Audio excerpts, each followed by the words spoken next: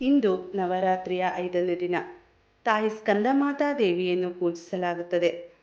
ದೇವಿಯ ಈ ರೂಪವನ್ನು ಪೂಜಿಸುವುದರಿಂದ ತನ್ನ ಎಲ್ಲ ಭಕ್ತರ ಆಸೆಗಳನ್ನು ಈಡೇರಿಸುತ್ತಾಳೆ. ಹಾಗೆಯೇ ಮೋಕ್ಷದ ಮಾರ್ಗವನ್ನು ಕೂಡ ತೆರೆಯುತ್ತಾಳೆ. ಈ ತಾಯಿ ತನ್ನ ಎಲ್ಲ ಭಕ್ತರನ್ನು ಮಾತೃವಾತ್ಸಲ್ಯದಿಂದ ನೋಡುತ್ತಾಳೆ. ಈ ದೇವಿಯನ್ನು ಪೂಜಿಸುವುದರಿಂದ ಮನೆಯಲ್ಲಿ ಇರುವಂತಹ ನಕಾರಾತ್ಮಕ ಶಕ್ತಿಗಳು ಕೂಡ ದೂರವಾಗುತ್ತವೆ. ಹಾಗೆಯೇ ಕಾರ್ತಿಕೇಯನ ತಾಯಿಯಾದ ಕಾರಣ ದೇವಿಯ ಈ ರೂಪಕ್ಕೆ ಸ್ಕಂದಮಾತಾ ದೇವಿ ಎಂದು ಹೆಸರು ಬಂತು. ಸ್ಕಂದದೇವನು ಸ್ಕಂದಮಾತೆಯ ತೊಡೆಯ ಮೇಲೆ ಕುಳಿತಿರುತ್ತಾನೆ. ಸ್ಕಂದಮಾತಾ ಕಮಲದ ಆಸನದ ಮೇಲೆ ಕುಳಿತಿರುತ್ತಾಳೆ.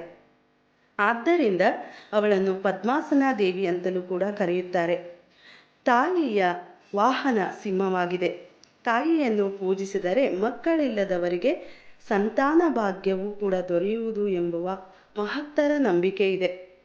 ಈ ತಾಯಿಯ ಶ್ಲೋಕ ಇಂತಿದೆ: ಸಿಂಹಾಸನಗತ ನಿತ್ಯಂ ಪದ್ಮಾಶ್ರೀ ತಕರದ್ವಯ ಶುಭದಾಸ್ತು ಸದಾ ದೇವಿ ಸ್ಕಂದಮಾತಾ ಯಶಸ್ವಿನಿ ಯಾ ದೇವಿ ಸರ್ವಭೂತೇಷು ಸ್ಕಂದಮಾತರೂಪೇಣ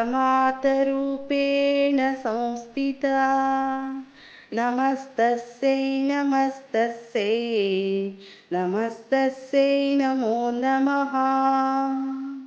ಓಂ ದೇವಿ ಸ್ಕಂದಮಾತಾಯೈ ನಮಃ. ಓಂ ದೇವಿ ಸ್ಕಂದಮಾತಾಯೈ ನಮಃ.